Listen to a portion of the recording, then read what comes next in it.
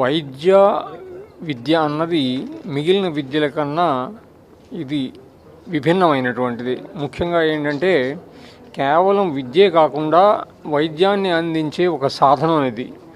చాలామంది ప్రజలకి ఉపయోగపడేది. ఇవాళ ఒక కేజీహెచ్ ఉందంటే కేవలం అది ఒక కాలేజ్ కింద ఎవరమో చూడము, అది ఒక పెద్ద ఆసుపత్రి అనే దాని పేరు ఉంది. అంటే ముఖ్యంగా బడుగు వర్గాలకి కింద స్థాయిలో ఉన్నటువంటి వాళ్ళకి ఇప్పటికీ కూడా అదే ఒక పెన్నిదిగా ఉంటుంది.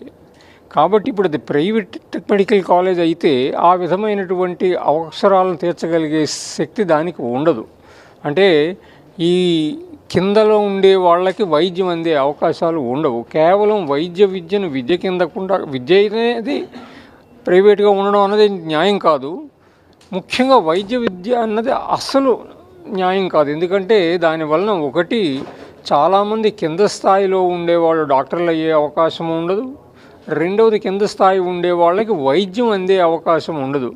ఇదేదో వీళ్ళందరికీ ఏదో సామెత చెప్పినట్లు ఉన్న మందు కొండ నాలికి మందు వేస్తే ఉన్న మందు నాలికి ఊడింది అన్నట్లుగా ఈ ఆరోగ్యశ్రీలు ఇవన్నీ కూడా మళ్ళీ ప్రైవేటు వాళ్ళని ఉద్ధరించడానికే తప్పితే కేవలం బయటకు మాత్రం ఇదేదో కింద స్థాయి వాళ్ళకి కూడా కార్పొరేట్ వైద్యాన్ని ఇస్తున్నాము, మిమ్మల్ని తీసుకెళ్ళి రెవెన్యూస్లో వైద్యం చేయిస్తున్నాము, అపోలోలో వైద్యం చేస్తున్నాము అన్న పేరుకు తప్పితే ముఖ్యంగా ఏం జరుగుతోంది అక్కడ?